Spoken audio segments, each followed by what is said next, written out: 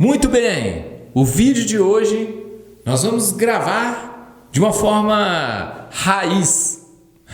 O que eu quero dizer é que, para você que me conhece, para você que já passou aí pelas nossas palestras em algum lugar, sabe que o boné é uma característica em algumas delas, em alguns tópicos e temas. E justamente o tema que nós vamos falar hoje é um desses temas onde é caracterizado essa questão. Eu quero dizer para você que, independente da sua idade, das suas características físicas, da sua condição social, independente de qualquer coisa ou circunstância, esse vídeo se faz valia para você. Porque em algum determinado momento da minha vida, da sua, de todos que estão assistindo esse vídeo aí, eu tenho certeza que você já praticou o ato no qual o personagem principal dessa história também praticou. Então, sem mais demoras, vamos lá, que eu vou apresentar para você o tema e a gente já vai começar em cima, ok? Vem comigo. Hoje nós vamos fazer um pouco diferente. Hoje nós já vamos iniciar com uma passagem bíblica e dentre essa passagem bíblica nós vamos trabalhar o conteúdo que vai ser em cima dela. Então, como eu disse, independente da sua classe, das suas características, da sua situação atual ou antepassado, não importa. Preste bastante atenção primeiro na leitura e após a leitura você preste bastante atenção também no conteúdo, que pode fazer, como eu disse, importância para você. Então vamos lá. Em Lucas, no capítulo 15, a partir do versículo 11, começa nos dizendo assim, Jesus através de uma parábola. Jesus no seu ministério, ele tinha essa característica de parábolas. Parábolas eram pequenas ou de longas histórias que Jesus contava para chamar mais a atenção das pessoas, para gerar algumas interrogações, para gerar um certo cuidado maior das pessoas nas palavras, na dimensão do conteúdo que ele queria passar. Então nós vamos trabalhar essa em Lucas, no capítulo 15, a partir do versículo 11. E talvez você algum dia pode até ter ouvido falar, ou já pode ter lido também nas Sagradas Escrituras, enfim, não sei. Mas nos diz assim a partir do versículo 11. Um homem tinha 2 filhos. O mais moço disse ao seu pai: meu pai, dá-me a parte da herança que me toca. O pai então repartiu entre eles os haveres. Poucos dias depois, o filho mais novo partiu para um país distante e lá dissipou sua fortuna vivendo dissolutamente. Depois de ter esbanjado tudo, sobreveio àquela região uma grande fome e ele começou a passar penúria. Foi pôr-se ao serviço de um dos habitantes daquela região, que mandou para os campos guardar os porcos. Desejava ele fartar-se das vagens que os porcos comiam, mas ninguém lhes dava. Entrou então em si e refletiu: quantos empregados há na casa do meu pai, que tem pão em abundância, e eu aqui estou a morrer de fome? Levantar-me-ei, irei ao meu pai e direi-lhe: meu pai, pequei contra o céu e contra ti. Já não sou digno de ser chamado de seu filho, mas trata-me como um dos seus empregados. Partiu então e foi ter com seu pai. Estava ainda longe quando seu pai o viu. Movido de compaixão, correu ao seu encontro, lançou o pescoço, o beijou. O filho então lhe disse: meu pai, pequei contra o céu, contra a terra. Já não sou digno de ser chamado de seu filho, mas trata-me como um de seus empregados. Mas o pai falou aos servos: traz depressa a melhor veste e vestir-lhe. Põe um anel no dedo, calçado nos pés. Trazei também um novilho gordo, matai-o. Comemoramos, façamos uma festa, porque esse meu filho estava morto e reviveu. Havia se perdido e foi achado. Então começaram a festa. Essa palavra é a parábola do filho pródigo, ou então Pai misericordioso, também conhecido. Essa parábola se faz eficaz de em algum determinado momento da sua vida você já foi um filho desse. Você pode falar assim: que é isso, Tiago? Eu nunca saí da minha casa. Eu costumo dizer bastante isso com as pessoas no qual nós passamos por elas, falando deste amor de Deus, passando essa mensagem.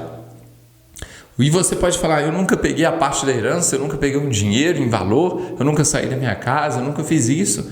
Mas talvez no enredo todo, você vai entender que, da mesma forma que esse filho trata o pai, da mesma forma que acontece com aqueles dois elementos, aquelas duas figuras da história, também acontece conosco, primeiramente com Deus, e muitas das vezes também dentro das nossas próprias famílias.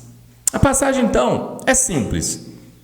3 personagens principais começam a história: o pai, o filho mais novo, o filho mais velho. O filho mais novo sente a necessidade de sair de casa e conhecer outros ares.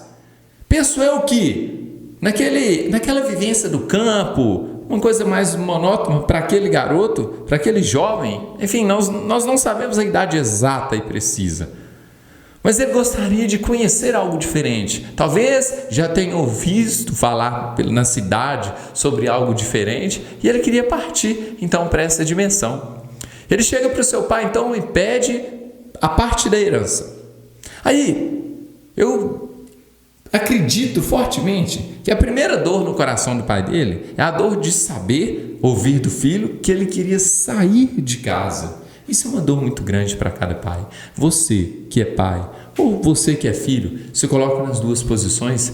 Será que realmente o pai dele, o desejo dele era que o filho saísse de casa? É óbvio que não.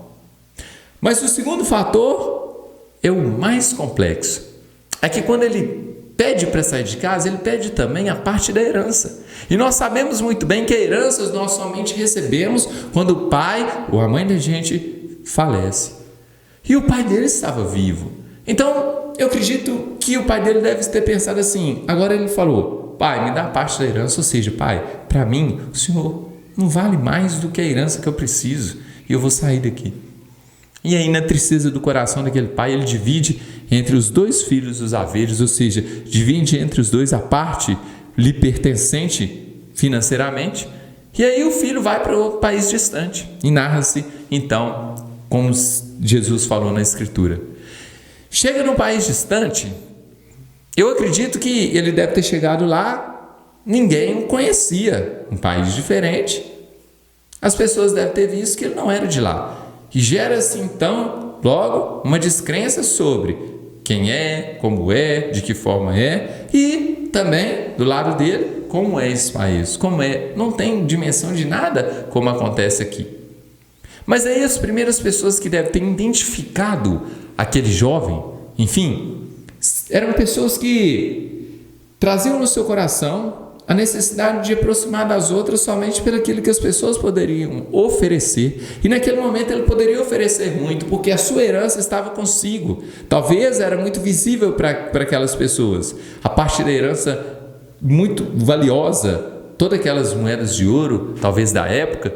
E aí as pessoas aproximaram dele com um vínculo de amizade somente por aquilo que ele ia oferecer. E cara, convenhamos que hoje, na atualidade que nós vivemos, nós encontramos ou não pessoas que nos aproximam somente por aquilo que nós temos a oferecer. E muito pior, quando nós não temos aquilo que as pessoas gostam em nós, porque as pessoas nos aproximam e elas não nos amam. E ela não gosta de nós enquanto nós somos pelo aquilo que temos lá dentro do interior. Sabe o que as pessoas aproximam? E pode ser que até mesmo as pessoas que amam as outras, as pessoas amam aquilo que tem nelas, que favorece dentro de si.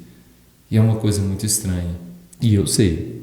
Mas, quando aquele jovem não tinha mais dinheiro, porque quando aquelas pessoas que o aproximaram dele e começaram a mostrar para ele qual as influências que eles tinham daquilo que eles faziam naquele país, naquela cidade.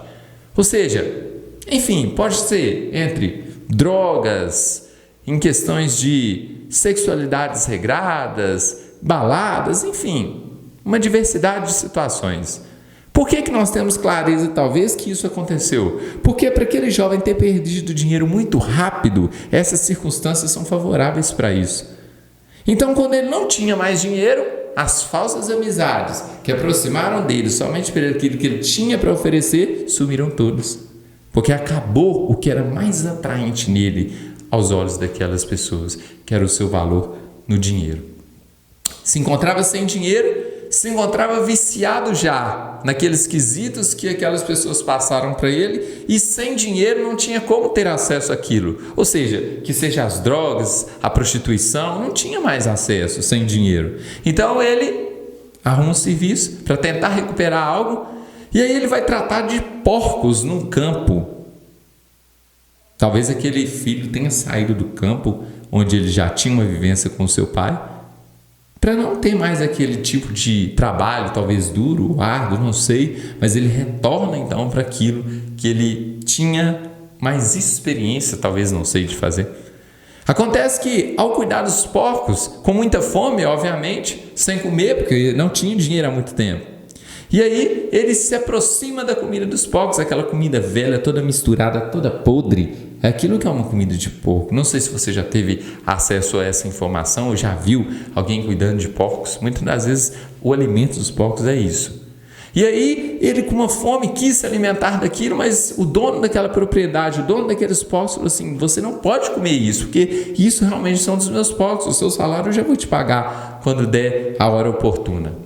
E aí ele cai na dimensão de enxergar lá dentro da casa dele. Agora, isso é uma característica muito linda, porque nos momentos mais difíceis, que nós enfrentamos situações não tão favoráveis, nós temos muitas das vezes a capacidade de lembrar daquilo que anteriormente nós tínhamos e que não era tão valioso aos nossos olhos e que nós não tínhamos uma dimensão valiosa naquilo. E ao olhar e enxergar uma situação totalmente diferente, complexa, nós lembramos daquilo que nós tínhamos e não era tão valorizado. E assim também foi com ele. E ao lembrar dessa situação, que os empregados do pai dele tinham a condição de café, almoço, janta, enfim, tinha uma condição de se alimentar, ele resolve voltar para sua casa e convencer o seu pai a recebê-lo de volta, mas não mais como um filho, porque na cabeça dele ele tinha certeza de que o pai dele não receberia mais como filho, porque naquela época, aquelas pessoas que saíam de suas casas, aquelas pessoas que pegavam parte da herança,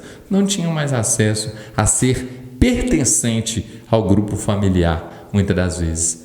Mas mesmo assim ele retorna para sua casa e ao encontrar com o seu pai corre ao seu encontro, dá um beijo, um abraço, e mesmo com todo o cheiro que ele carregava, porque há vários dias talvez sem tomar banho, há vários dias sem se banhar, por estar voltando para casa sem dinheiro algum, mas o pai dele não importa com isso, não importa o que ele fez com o dinheiro, não importa com nada, a única coisa que realmente importava era o sentido de que ele tinha voltado para casa.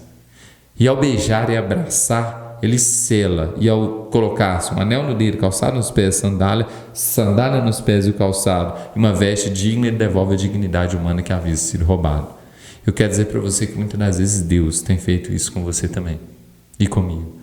Nós saímos pelo pecado, somos sujados, pelo pecado ficamos totalmente apodrecidos muitas das vezes, e Jesus, mediante a isso, e Deus, Pai, recebe com os braços abertos você a qualquer momento de necessidade, te dando uma roupa nova, um anel no dedo, calçado nos pés, fazendo uma gigantesca festa, porque você havia sido perdido, você estava perdido e foi reencontrado, estava morto, vivendo uma vida totalmente desnexa, complexa, e aí você volta à vida quando você volta a essa estrutura familiar, essa estrutura seja em Deus, ou seja propriamente na sua casa. Então hoje o meu convite para você é: você está longe ou fora de casa? Você está longe ou fora do Pai? E se você está fora, e essa é a resposta, e se você já esteve fora, e se você está um pouco fora, o convite é: volta para casa, porque lá é o melhor lugar que você pode encontrar, porque lá é o conforto, é o carinho, é o abraço, é o beijo, onde não importa o que você fez, não importa o que você tenha, não importa com o que você tem gasto, o importa é que dali para frente, como vai ser o relacionamento, o amor, a partilha e acima de tudo, o contexto da amizade entre família e entre Deus. O recado é esse. Espero que tenha feito sentido de alguma forma para você. Reflita sobre essa passagem. Talvez pegue na sua casa, leia Lucas capítulo 15, a partir do versículo 11, e nós falamos até o versículo 24. De tanto ler, a gente consegue colocar na memória a passagem inteira, porque é linda. Ok? Termino por aqui. Espero que você coloque aí o seu comentário no que você achou, talvez algo da passagem do filho pródigo que você sabe ou que você tem uma dimensão que talvez não foi dito aqui, para que eu possa também aprender com você, ok? Te vejo então no próximo vídeo. Forte e grande abraço.